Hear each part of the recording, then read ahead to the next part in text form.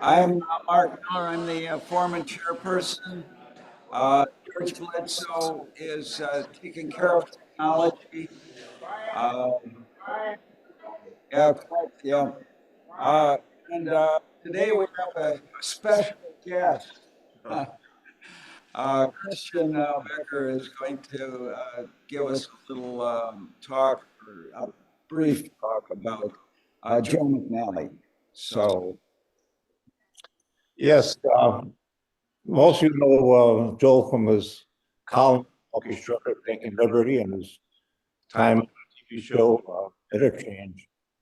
But what you may not know is Joe was one of the original Forum Committee members when the Forum started back in 1970. And through the years, he was a very popular speaker uh, and always drew a big crowd. Also, his wife Tiff ran a resource center for women. She spoke here many times. Those who read the column know how he just cut to the fact and cut to the pornography and just tragic passed away at the time we need him the most. So please remember Joe McGowan. I don't think we have a candle. We did light on a candle in your heart. So, but we're fortunate today to have another columnist of Walkie Shepherd, and we can only hope that he's in good health.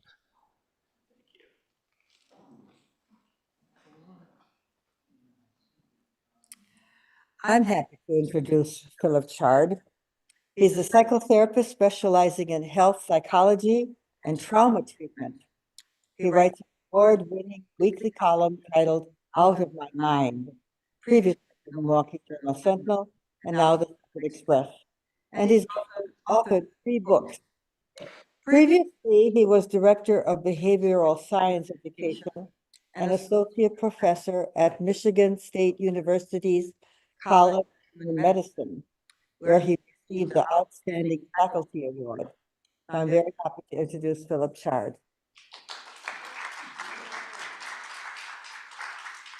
Thank you and good morning. Come on, I'm a psychotherapist. We're inherently insecure, so when we say good morning, it's short. Good morning. Okay, thank you very much. I feel better. Okay, we're going to dive into an area of interest that's really exploding across health psychology. And we're going to look at some of the startling things we're learning about how much our beliefs, our mental state, our perceptions actually influence our physiology and our physical health. And I want to do a little caveat right at the beginning, and that is, as we talk about how much we can, in fact, influence our physical well-being through our mental well-being, there's also danger in that of saying, well, if you get sick, it's your fault, your responsibility, and I'll be sure and put an asterisk, if you will, around that. This is not absolute power. We're talking about our ability to influence, not control, our physiology through our mental states. So let's just jump right in, take a look at that. First of all, the mind-body split is a myth. I'm sure you're familiar with it. It was concocted by a French philosopher, René Descartes, who said that mind and body are completely separate. Mind is sort of this disembodied spirit that doesn't really inhabit the body other than just to hang out there. It doesn't influence it very much. And this is a very common view, even today, continues to influence the way we practice healthcare in particularly in the Western world, as it's called, and it's interfering with our ability in some sense to help people learn how to use consciousness, belief, and thinking to influence our physical well-being. So we're going to look at what that really involves and how you can do it.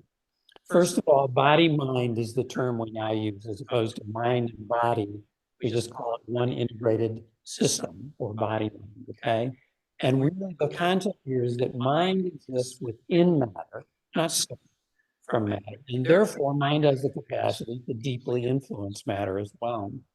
And the entire body exhibits consciousness. There's this tendency to think that consciousness is right here. There's actually studies where I'll say to people, point to where you are in here, and they'll go like this, you know. And that's not where we are in there. We're everywhere, okay? And we know that consciousness exists throughout the physical system. For example, there's many neurons in our gastrointestinal tract as there are in cat's brain. And any cats know how smart they are. So how to control humans, right? What's that saying? Dogs have masters and cats have servants, you know? So, so fundamentally, those are neurons. Those are what we generally call nerve cells, okay? They're also heart. Heart's like the third brain. So we talk about the first brain, the second brain is your gut. People will say all the time, well, I have gut feeling about it. It's the way I feel about it. That's their gut brain talking. And then the brain as well, where we associate with a lot of our emotionality. So again, consciousness is everywhere, and consciousness is the change agent. It is that thing which influences how we react physiologically. So let's take a look at consciousness. We consider it the operating system that's used to influence our physiology. And again, it arises from the entire, we don't know what it is. If you talk to neuroscientists and say, where's consciousness in the body or in the brain? What is it exactly? They kind of look at you like, sort of like a frog watching lightning, you know, this kind of. And part of the reason for that, they call it a hard problem, meaning we can't figure out how to make it work. And so we're going to look at what consciousness is first, because that's the key element in influencing physiology. And to do that, I'm going to draw on a very brief little comment by Deepak Chopra. I'm sure many of you are familiar with. He's a physician who's very much in the mind-body or body-mind space. So let's look at his description of this.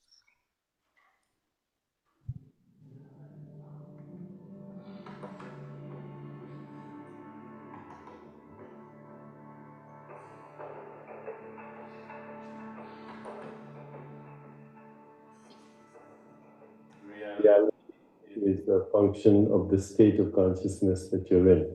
Each state of consciousness creates its own biology, its own way of perceiving the world, its own insights, its own creativity. So personal relationships, social interactions, environment, behavior, biology, speech, even our interaction with the forces of nature will shift in different states of consciousness, which of course is the deep mystery. What is consciousness? Is it a byproduct of your brain?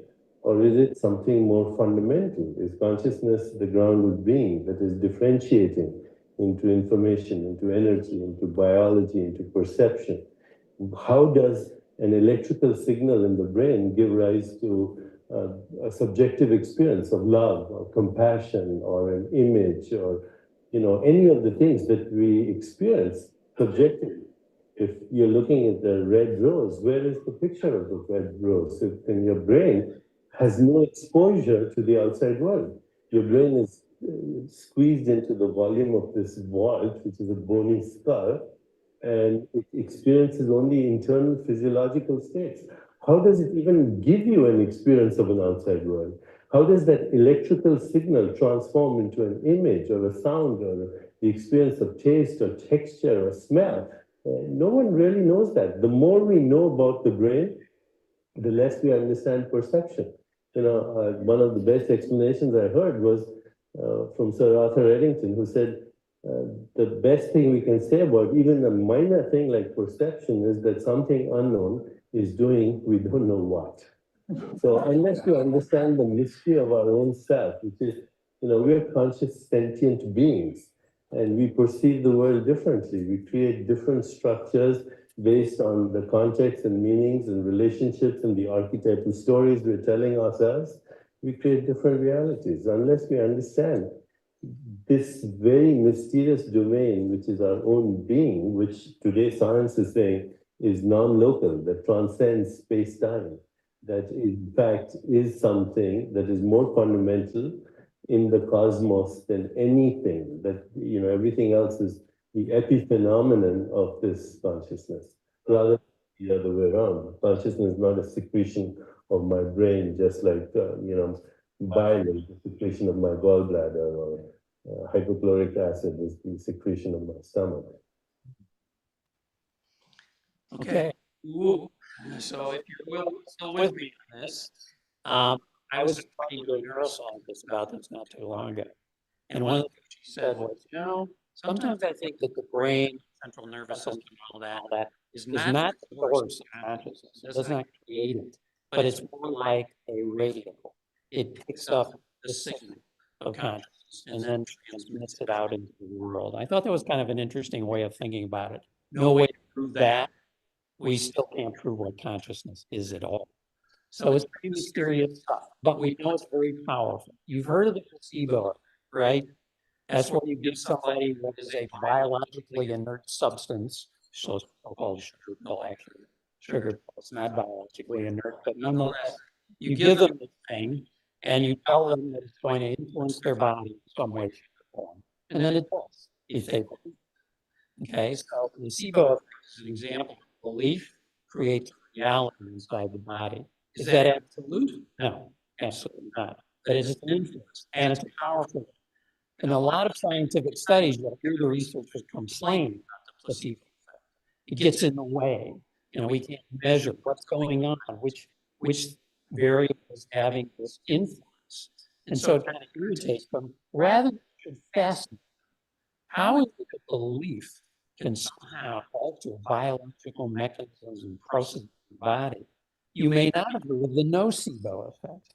The nocebo effect is if somebody doesn't believe that an actual medication, for example, that is biologically active will help them, then it may not. There's a much greater chance it won't. And so you'll hear people say, well, I took this pill, but it didn't do anything. Okay. And then once you've had that experience, you start thinking, well, this pill's worthless. And then it is. Okay. So belief can work both ways. It can help us to create effects, and it can also inhibit effects as well. So a negative expectation of treatment. The phrase we tend to use is where the mind goes, the body follows. Not in an absolute sense again, but more than we realize. Another example of this, here's a few of them. Time perception impacts the rate at which a wound can heal. They did a study where they actually gave people a wound, they cut them with their permission, of course. And then they had one group where their perception of time was being run by the clock and it was running normally. They had another group where they sped up the clock. So the people thought time was going faster than it actually was. And guess what? The wound healed faster than the group that was on usual time, if you will. Another one, thinking you'll catch a cold, which I just had, by the way, a while ago, amplifies the chances you will. So you start getting those first feelings of, oh, maybe I'm going to get a, and then you tell yourself, I'm getting a cold. And so you do. Okay. Also in programs where people are working on weight loss, their expectations tend to determine how much they actually lose. So the people that believe they're going to lose a certain amount are much more likely to do that than those who don't. Another one that's interesting here is about beliefs about biometrics or measures of things in the body. There was a study done where they measured A1C levels, which are associated with diabetes or metabolic syndrome. And they took these people who had just over the edge into the danger zone with their A1C, just a click, one little major. And then the other people were one click below that. So they were in the normal range, but barely. And then they told the people who were outside the normal range, you have a higher risk of developing diabetes. They told the people that were in the normal, well, you're in the normal range, you're okay. So guess what happens?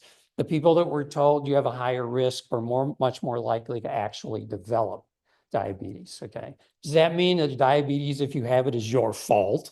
No, not at all. It just means that perception can influence how the body responds to what's an already existing potential for a health problem. Okay, so here's another really interesting one called the aging placebo. This was a study done all the way back in 1979 by Helen Langer, who's a Harvard psychologist. And she wanted to know whether or not if you took people and you put them back in time, meaning you put them in an environment that was 20 years earlier, if it would have any influence on their physiology. And I'm going to let her explain just exactly what happened. So give a listen to this, please.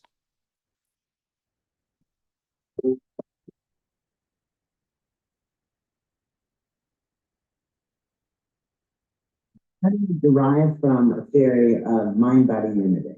And let me just briefly explain this.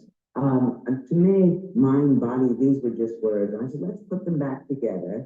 And if we do that, wherever we put the mind, we're necessarily putting the mind of the body. So what we did was, in the first study, was put the mind back in time and then take measurements from the body. We took a retreat that we had retrofitted to 20 years earlier and had men in their 80s and 90s living there for the course of a week as if they were their younger selves. They watched programs, movies from the past, yet discussed them as if they had just happened. Everything about it was reminiscent of the past. And we took lots of measures before we did this, and then measures at the end. And it was amazing to see the changes that occurred. And remember, this is only a period of 5 days. Their hearing improved, which I had never heard of an older person, even younger people's hearing improving. Their vision improved, their mental acuity improved, and in addition to other things, the photographs we took of them before and then after, we showed them to people who didn't know anything about the study, and we asked them how old they thought the person was. And those in this experimental group looked noticeably younger at the end. Truth be told, they didn't look 20 years younger, but still, they looked. And this was the first of many, many studies that we can talk about if you're interested. But the key to what's going on here is that we all have far more control over our health and well-being than most of us realize. So basically in this study, they put them in a retreat center again for 5 days. All of the furniture, the paintings, the magazines, the television that they watch, it's all 1959. Okay. And they lived as if they were in the past, and their bodies began to react to that. And to have that reaction occur in 5 days is amazing to me. I mean, that quickly. Now, again, they're not 20 years younger, but you can see how that influence was powerful enough that it showed up in all of these physiological measures that they did pre-post.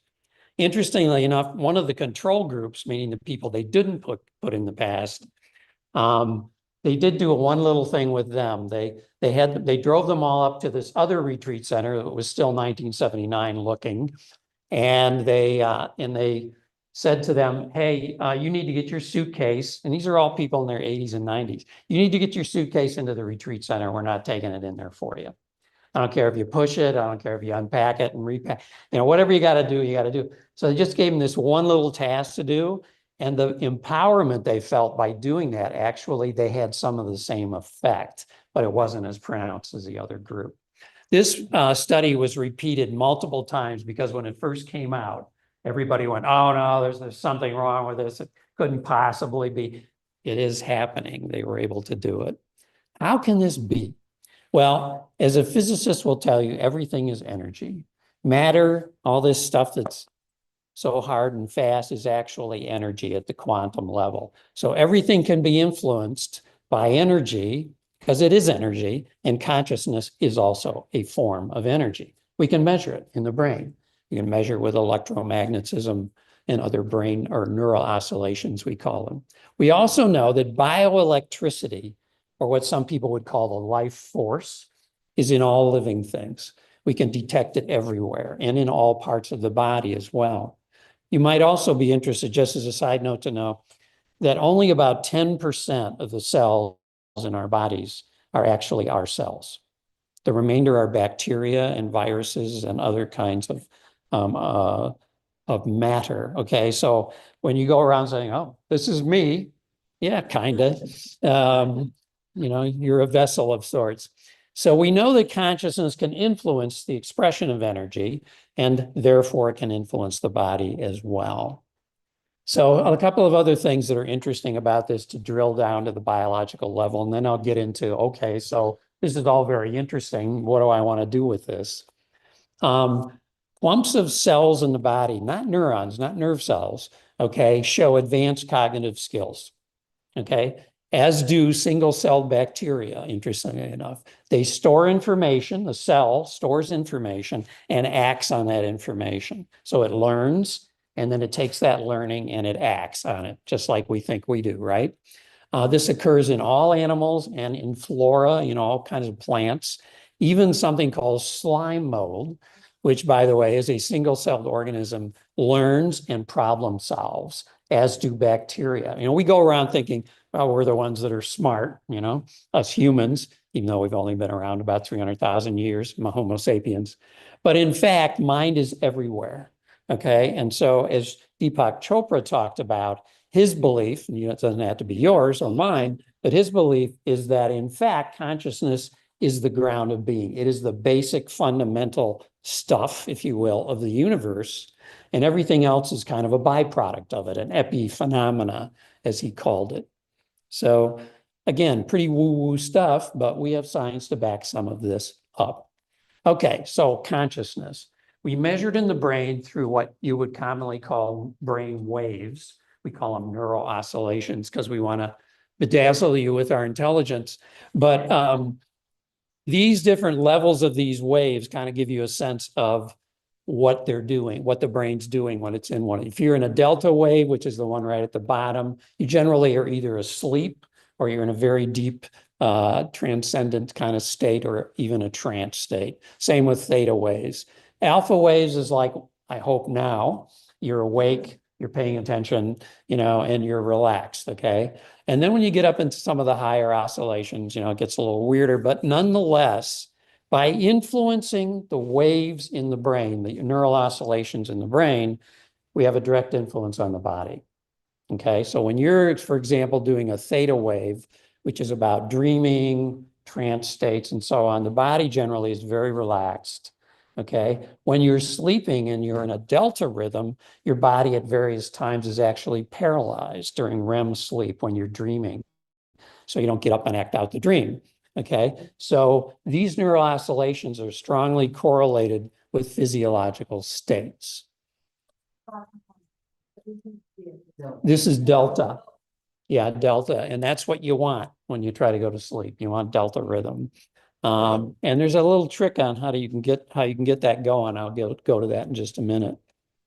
Okay, I think, yeah, we're going to listen to Deepak Chopra again.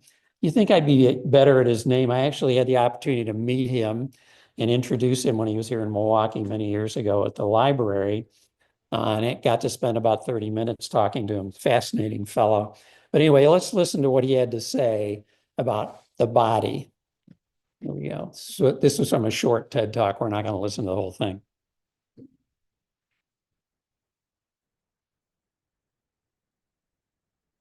Okay.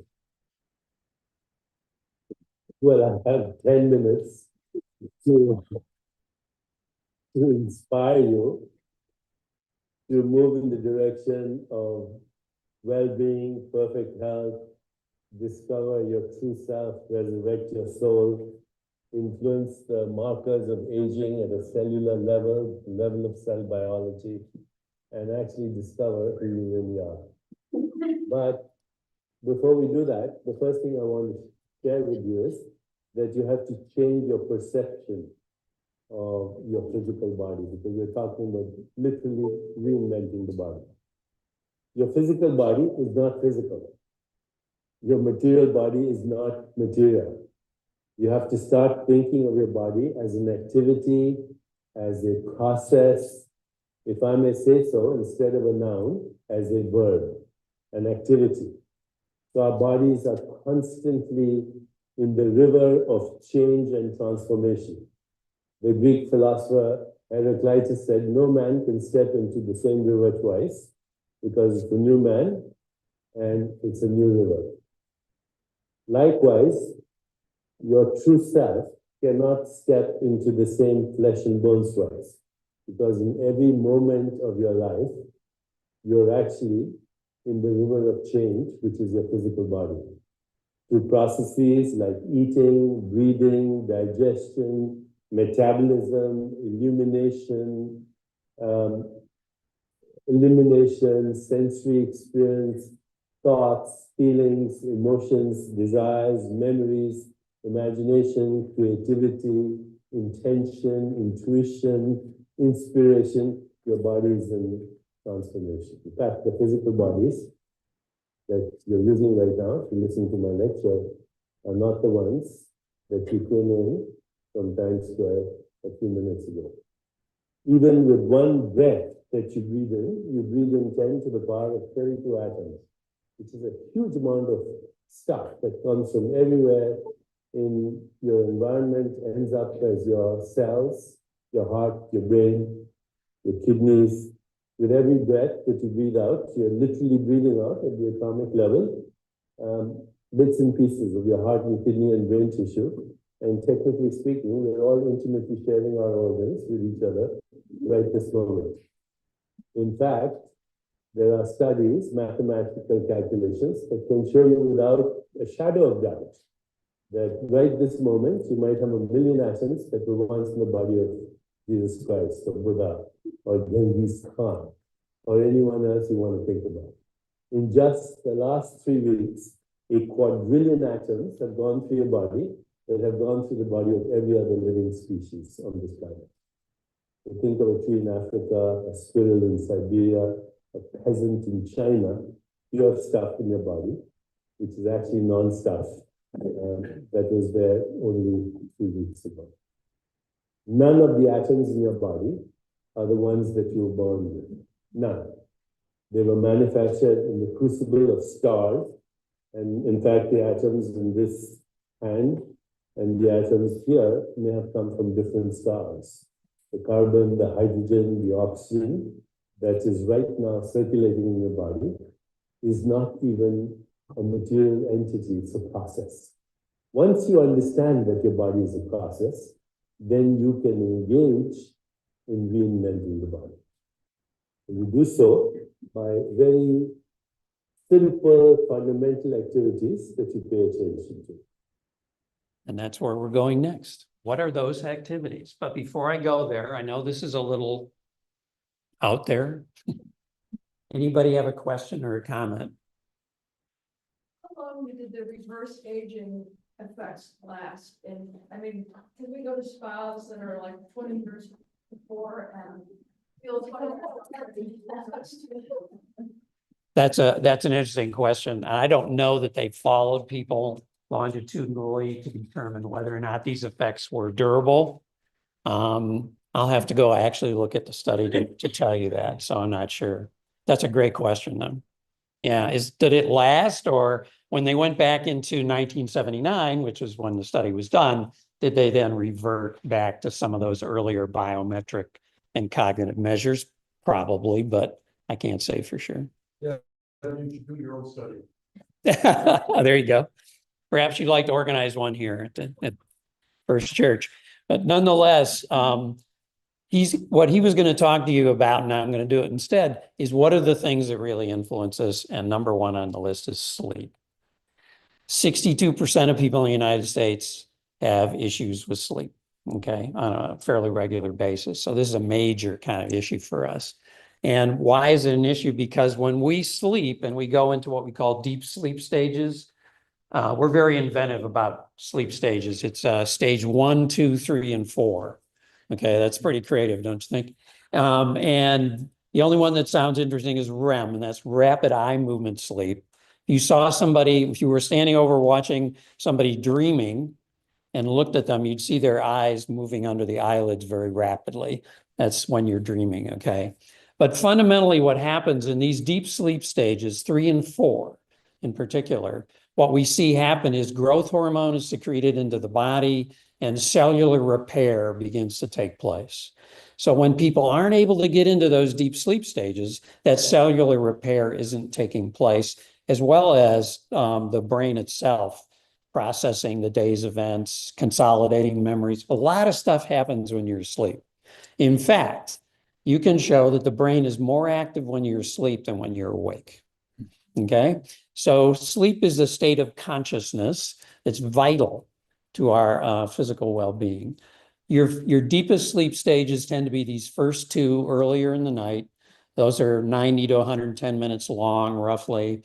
And you come out of them by going into a dream state, and you go back in. And you can see how they shallow out as you get later into the night. So those first two are really important. So even if you only slept like 4 or 5 hours, if you got into those deep sleep stages, you're going to get some of that recuperative effect from doing so. I'm going to jump over this. That may bother some of you if I jump over a slide. I was once doing a presentation, and afterwards they wrote, evaluations. And I was reading through the evaluations, and one comment that somebody put on there was, if you're not going to use the slide, don't put it in the deck. So if I'd known who that was, I would have offered them my services. But nonetheless, yes, please. Yes. Prevent these kinds of deficit sleep or help them? A great question. What do sleeping pills do in terms of their influence on these sleep stages?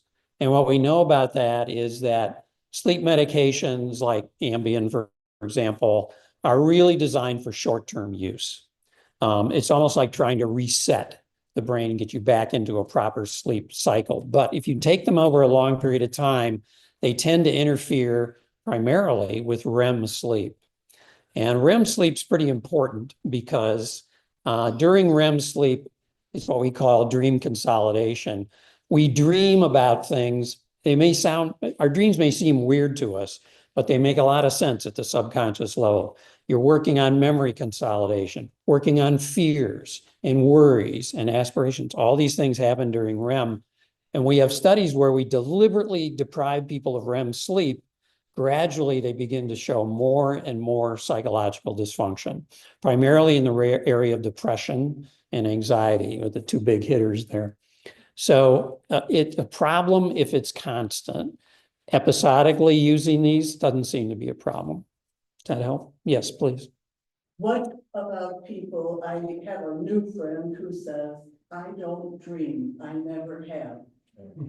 It's just when she wakes up. Okay, if you wake up right after a REM stage, you're going to remember the dream. If you go back into a deeper sleep stage, you won't remember it. And not all dreaming occurs in REM, but most of it does. And again, it's a function of when you wake up. Everybody dreams, or at some point they go stark raving mad. Okay, so yeah. My theory is that there's no such thing as a bad dream. Even a nightmare is a healing experience. And there's studies showing that actually nightmares are the brain's attempt, it's not always successful, to desensitize us to something we're afraid of. So it's a kind of desensitization therapy. Some neuroscientists call REM nighttime therapy. You don't need to come see somebody like me, just get good REM sleep. So all of these things, again, are related to that. It strengthens the neural connections from new learning you may have done during the day. And it's, again, critical. And when dysregulated, bad things happen. And you can see some of the things that do. Alcohol, my mother would roll over in her grave on that one. She would always go to bed at night with a little shot of brandy. Okay, that was all she ever drank, just one shot of brandy at night. And I would say, Mom, that interferes. And she goes, no, you don't know what you're talking about. I've been doing this a long time. Go lay down by your dish, So alarm clocks, interestingly enough, screw up our sleep. Any kind of light in the room, all that stuff. So, and unfortunately, and I'm not knocking them, but people on antidepressants can have more trouble with REM sleep as well. How much do you need? These are averages. Everybody is different. We call it bio-individuality, okay? So there are people you've met who said, I'm fine on 5 hours of sleep a night, and they are, okay? And there's other people that, they got to have 10, it just varies. So how much you look at these averages should be influenced by your own experience. If you wake up exhausted, you're not getting deep sleep. okay, and something's wrong. But if you wake up somewhat refreshed, then you're probably getting your deep sleep stages. And now we have all these devices you can wear that'll tell you whether or not you're getting deep sleep stages. And I've had people, I've had clients where I said, well, you might want to get one of these and try to get, I don't want to know. Okay. Willful blindness is acceptable. Okay. If you talk to people who designed them, what they'll tell you is they're not so much measures as they are estimates. Okay, so I wouldn't lean too hard on them, but they are useful if you have sleep issues to get a general sense for what might be going on. To get the full thing, you got to go to a sleep clinic or do sleep studies, that kind of thing. So ritual is really big on sleep, keeping a routine and following it. We're creatures of habit. Okay. All those kind of things you can see here. I'm not going to read all of them to you and give you death by PowerPoint here, but fundamentally, I love that quote, sleep is like a cat. It only comes when you ignore it. Okay. Which is true. The more people think about sleep when they're trying to go to sleep, the more they mess it up, usually. It's like the easiest way to make something difficult is to try too hard, right? Okay. So the other thing that we know has a big influence on our physiology through consciousness is meditation or other contemplative practices, okay? Meditation is designed to influence how consciousness occurs inside of us. You're training your brain to be in a particular state of consciousness and use it to your own advantage, okay? And it like anything, it requires discipline. But here's the good news. It doesn't require a lot of discipline. The Center for Healthy Minds at the University of Wisconsin-Madison, which is a neuroscience study center that looks at meditation, has found that you only need between 5 and 10 minutes of meditation a day to begin to get these physiological effects. We also have studies that show after 4 consecutive days of meditation, we can begin to see cellular changes in the body associated with slowing down the aging process. 4 days. Okay, so this is a very, very powerful thing.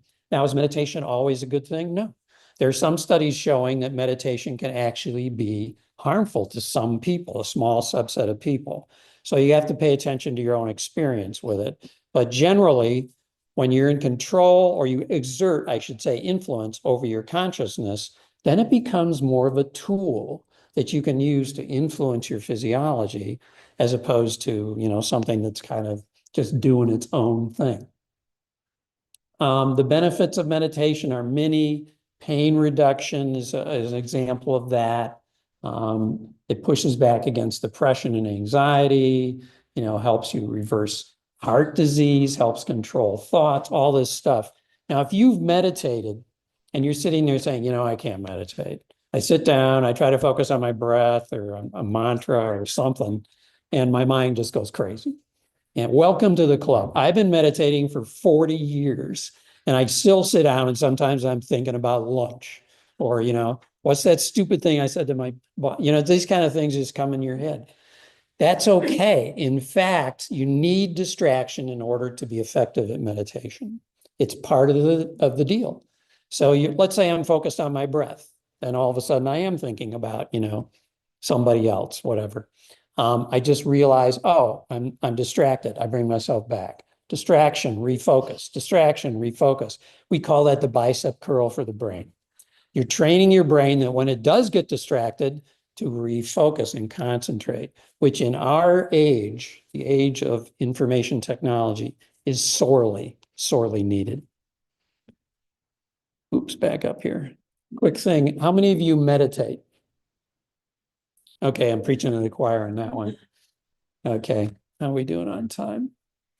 All right, I think I better jump over this guy.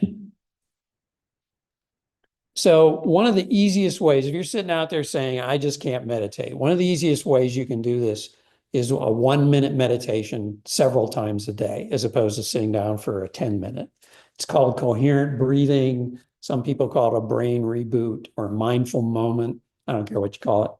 But it basically consists of taking 4, 5, or 6 deep, full body breaths, belly breaths rather, in through the nose, out through open lips, and the exhale should be longer than the inhale. When you do that, we can see the brain waves being influenced by it in as little as 60 seconds. Okay, you can go from a, kind of agitated, what we call monkey mind kind of brain, and you can lower that down into a much calmer place. So this is something you can do pretty much anywhere, anytime, unless you're talking, okay? And, you're sitting in a meeting and you're bored to death, or, you're driving in your car, you can do it there. All of these kind of things can give you meditation in short bursts. Okay. The other thing that's helpful that goes along with meditation is to use visualization or mental imagery to influence the body. We have lots of accounts of people who were dealing with illnesses of various kinds where they visualize the body in various ways, marshaling its resources to heal the wound or attack, the infection, whatever it may happen to be. And again, when people believe in the effectiveness of these methods, they work. Okay. Are they absolute? Can you eradicate a disease just by visual? No, but you can influence it. And what you believe then becomes the pivot point to determine whether something like this can work for you or not at all. It's best done, by the way, at bedtime when you're about to fall asleep. The reason being, when you do it then, you're seeding the subconscious brain. In other words, you're saying to it in your own way, work on this while I'm asleep, and it will. How many times have you heard somebody facing a big decision say to you, oh, I'm going to sleep on it, which is a wise choice, by the way. When you seed an idea into the subconscious just before you go to sleep, it will start to work on it while you're away, mentally away. And so this is a very powerful methodology that we teach people. Yes, please. When I was a child, my mother, I was anticipating her taking a test at school. Yeah. She would say, study, your last study period should be before you go to bed. Right. And I did that. Would you say that that was beneficial by going through that whole process before I went to sleep? Yeah, for two reasons. Number one, your subconscious mind is going to take that as an intention and begin to work it. And number two, because you believed your mother. Okay. If she said that to you, would have said, oh, there's a bunch of bunk, that probably wouldn't have had much of an effect. So belief is, again, that pivotal thing that influences how we react to these kind of situations. You may have heard the story of Einstein struggling with his mathematical theory of relativity, right? And trying to get the math to work, and he couldn't get it to work properly. And then he went to bed thinking about it. And he had this dream where he saw himself going through the universe riding on a beam of light. And he woke up with the change in the formula in his head and went over it. So there you have it, general theory of relativity. Okay, the other thing is move, okay? And not necessarily exercise, it's move, okay? When we move the body, it's a way of saying to it and ourselves that we have a certain level of strength, viability, capacity. It's a way of saying to ourselves, I have some power and influence over my physiology. So walking, we know, is actually the best of all the exercises, but just moving is going to be helpful for us. And things like yoga and Tai Chi are particularly effective in this regard, in terms of giving the body a sense of self-regulation and control. And so these are really important things to do as well. The other thing that we know really influences this is positive emotional states. Okay. We know that when people are depressed or anxious or all those other gnarly things, which all of us get, the body's reacting. Remember, where the mind goes, the body follows. Okay. So when you're in a positive state, you have feelings of kindness or love or compassion, the body's going to react to that too, and follow by being in a more positive physiological state. And I've just listed all the various things we use to help people achieve better emotional well-being. You'll notice that therapy is not listed up there. Okay. One of the things that gets in the way of emotional well-being is when you have a negative cognitive bias. This is a great example of what people in my profession do all the time, which is tell you things you already know in words you can't understand, okay? So what does that mean? Negative cognitive just means that the brain by default is screening for the risks, the downsides, the bad stuff, and it's screening out the goodies, okay? So it's much more negatively focused. And when you get into a negative cognitive bias and it becomes your default mode in the brain, then you're constantly churning stress inside the body. And that's why having a more positive attitude is helpful. The best way we have found to get this, to switch from a negative to a positive cognitive bias, is gratitude work. Number one, of all the things we've researched, this one has the most profound and durable impact. Brene Brown, who many of you may have heard of, has done a lot of work in this area. And one of the studies I saw you may be interested in, it said, if you do a gratitude practice, I don't know how many of you do it, but that's great if you do. But they did a study on one particular way to do it that was kind of fascinating. They tested people at the front end for their emotional state, depression, anxiety, stress, and all that. And then they put them through a 6-week course of gratitude journaling. And then they tested them again at the end. And of course, they found everything got better. And not only did it get better, when they had them stop doing it and then followed them 6 weeks later, it was still there. It was durable. So if you really want to change your cognitive bias, this is the way to do it, gratitude journaling. There's a lot of different ways to do gratitude journaling. The easiest way I've heard of is you get up in the morning, you write down one thing in your journal that you are grateful for that happened at some point in your life. Something in the back, it could be 5 years old. And then that night, you write down one thing that you're grateful for that happened that day. So the background and the foreground. And by the way, don't do it every day. Do it every 2 days, every other day. For whatever reason, the brain gets habituated to it. If you do it every day, you do it every other day, it's like, oh, okay, it's a little newer. And the last thing is your diet, okay? You've all heard of the anti-inflammatory diet or the Mediterranean diet, whatever you want to call it. Look it up. It's the most effective way to use food, obviously, to influence one's physiology. So that's basically the main things. There's no rocket science here. But when you do all of those things, what we see in the body, and there's studies to back this up, is the aging process slows. I'm not going to tell you it's going to reverse, but it slows down, and many of the things that are associated with a greater health span, as we call it, as opposed to lifespan, start to improve as well. So the capacity of consciousness, beliefs to influence physiological responses is profound. Now, if you've listened to all this and said, I got to lean into one of those, I'm going to try this or I'm going to try that, you probably heard this thing where it says it takes 6 to 12 weeks of repetition to build in a habit. That's true if it's a simple habit, okay? Meditation would be an example of that. Meditation is pretty simple to do. You can build that in as a habit, meaning it gets easier and easier to do after 6 or 12 weeks. But persistence is the key. It's not how long you do something. It's how often you do it. So take exercise. It's not like, oh, I'm going to go out and exercise for 45 minutes, but I'll only do it a couple times a week. You're better to exercise 5 minutes a day, 7 days a week, than you are those longer, more separated sessions, because you're trying to build a habit, and repetition's about habit, not about, habits about repetition, not about duration, okay? And if you're going to try one of these things, don't order yourself to do it, which is our common approach. I should get up and exercise, that kind of thing. When we do that, it's almost like there's something inside of us that rises up and says, you can't tell me what to do. Even if you're me, you can't tell me what to do.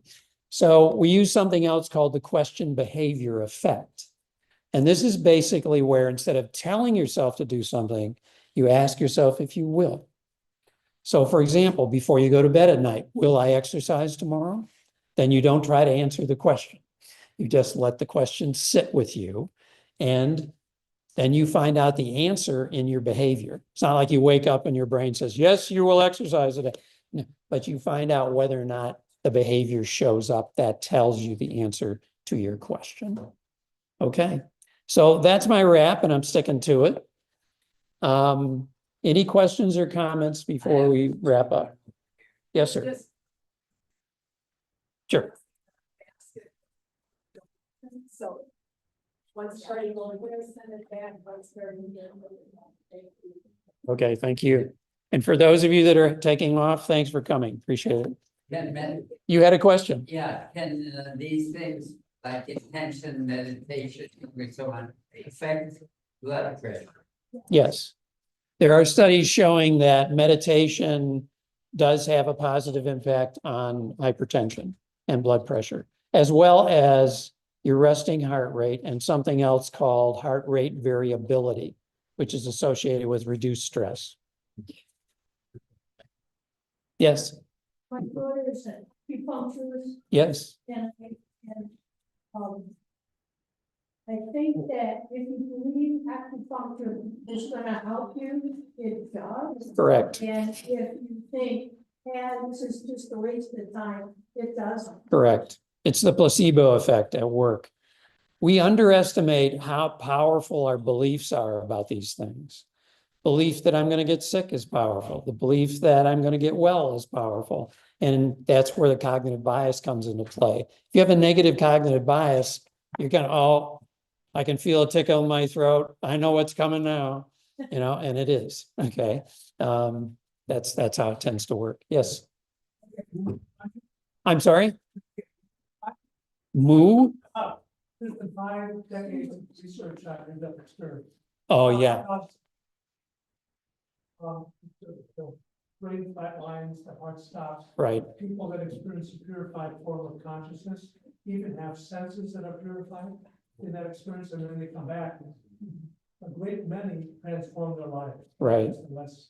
They're less materialistic and more spiritual. Less fearful. What do you make of that consciousness? What do I make of near-death experiences?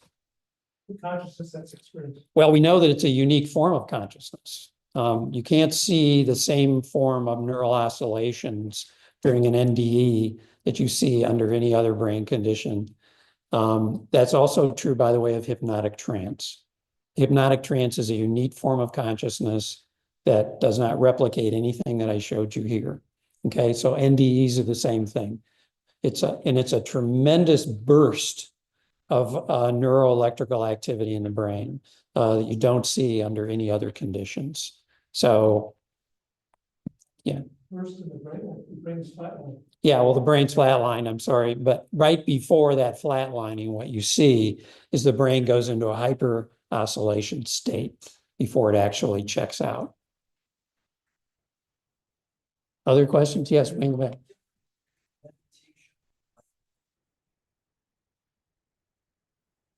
Yes, there is.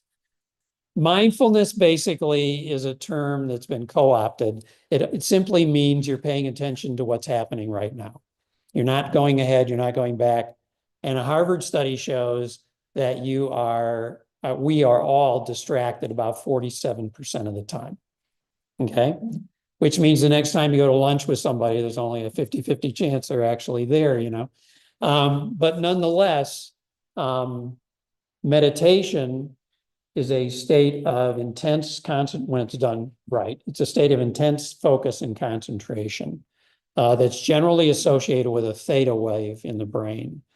Mindfulness is something you can occur anywhere, anytime, anyhow. You can be mindful washing your dishes. You can be mindful taking a walk, you know, whereas meditation is this kind of sitting quiet thing, though there are moving meditations as well. By the way, I want to get back to what you just said about the flatlining of the brain.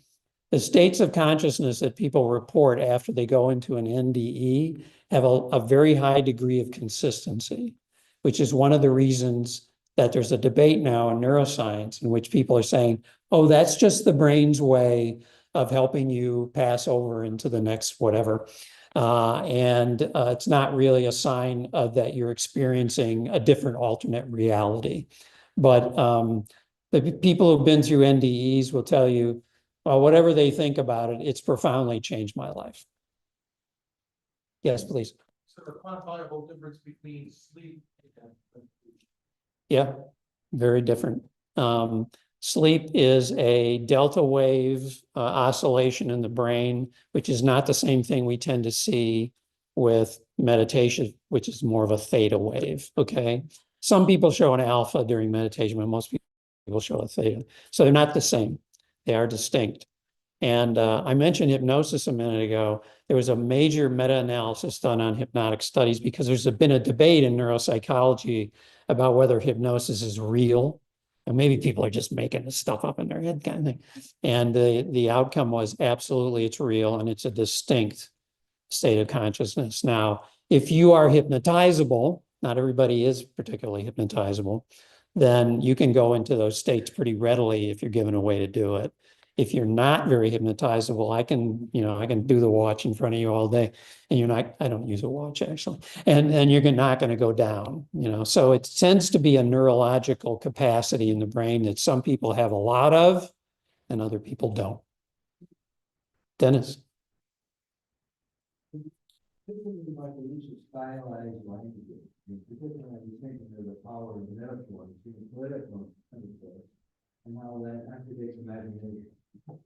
Stylized language and imagination. Wow, that's a deep topic. Where's Noam Chomsky? But anyway, fundamentally, thinking is representational. It's not a reality in and of itself, but a representation of other realities. And that's why people say words matter, because they do. And the words we use create what Chopra was talking about in terms of its own unique form of consciousness. So when you, for example, have a metaphor or metaphorical description of something, the brain reacts very differently than when you have a literal or purely conceptual kind of version of something. I think it was, we were talking about him earlier, I think it was Joseph Campbell who said, the brain is more of a story processor than an information processor. So when you just feed it non-stylized information, it kind of just, whatever. Some of you may have had that experience here this morning, but when you feed it a metaphor or something descriptive, the brain reacts to it like a story. And that creates a different perception and a different sense of reality. Yes. Programming take place? Where does it come into play in this? Neurolinguistic programming is a form of, gosh, I don't know what you want to call it anymore, thinking. It's been translated into therapies. I'm a master practitioner of NLP, by the way. And NLP was developed by a couple of guys, a linguist, and another guy who was a therapist. And basically, NLP helps us describe how consciousness and the constructs we use to create consciousness influence our behavior, our emotions, our thoughts, all that kind of stuff. So NLP is kind of embedded in a lot of this stuff, but not explicitly. Does that help? A little, yeah. I get it. Yes, sir. Research, psychedelics and so on, and Yeah. Mental health and Correct. Psychedelic assisted therapy is now being studied and has gone through some phase 3 clinical trials. The one with, I think, was MDMA was rejected by the FDA for approval because they were concerned about side effects, which made me laugh. When you look at some of these ads on TV for these biologic medications, oh yeah, get this and death. That's a pretty serious side effect. So, I thought it was complete bogus. It's part of the old, war on drugs mentality. But the clinicals, I've read the phase 3 clinical trials. Some of them use psilocybin, which is the magic mushroom, one of the magic mushrooms, and some of them used MDMA, which is called ecstasy, and there's some other ones. And the effects on people with post-traumatic stress disorder in particular, who are not responding to medication, or not responding to psychotherapy, were profound. And one of the interesting things, and this is a relation relates back to NDEs. One of the interesting things about psychedelic assisted therapy is what happens in the brain under the influence of these medications. That's what they are to me. Is that the brain goes into a tremendous pliability, neuroplasticity on steroids. You can rewire the brain in a short period of time. So it's like taking months and months of learning that might be required to get a different mindset about something compressed into a few hours because of that hyper neuroplasticity that these medications create in the brain. I think they have tremendous promise, and I'm very unhappy about the FDA's decision, and I'm particularly unhappy about the bozos in the assembly in Wisconsin who won't even approve medical marijuana, let alone some of these are now. In Oregon, they've approved psilocybin, and there are clinics there now doing psychedelic assisted therapy. It's been approved in Colorado, but they don't have the structures up yet to do the actual work. So it's starting to spread out, and I think it's very hopeful. You can't cure PTSD by just talking about it. My circle talk about taking naps. Taking naps.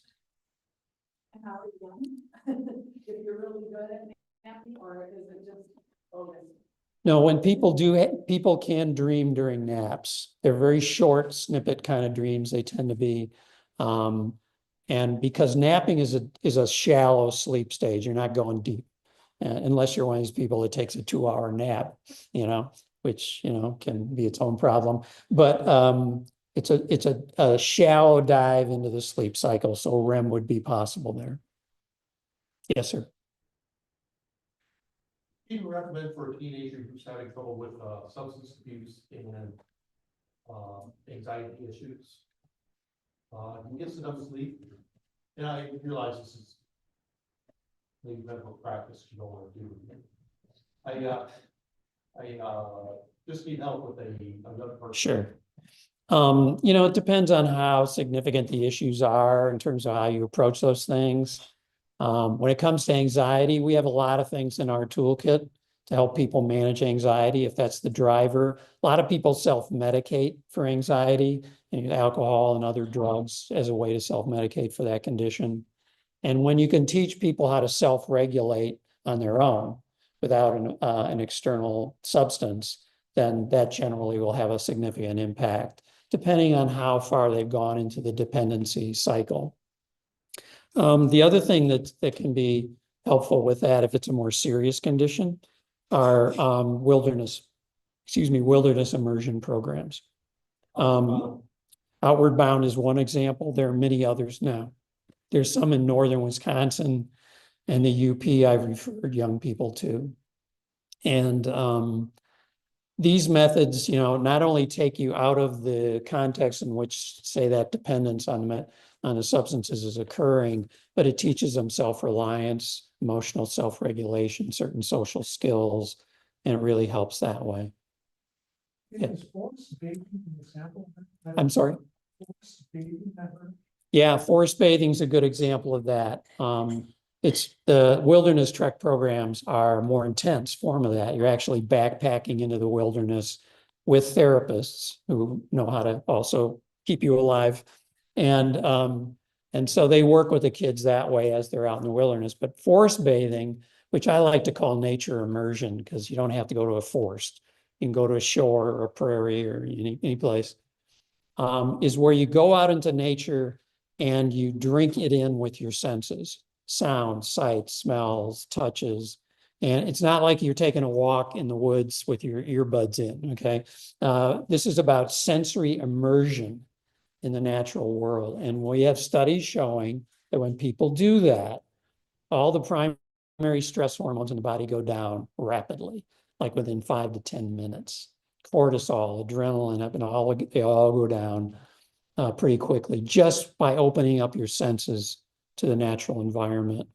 Fritz Perls, who was a noted psychoanalyst and a student of Freud's who broke with him, said, lose your mind and come to your senses, okay? And that's what you're supposed to do when you do forest bathing, which is, by the way, prescribed by physicians in Japan and South Korea and some other parts of the world, and is becoming increasingly popular in the United States.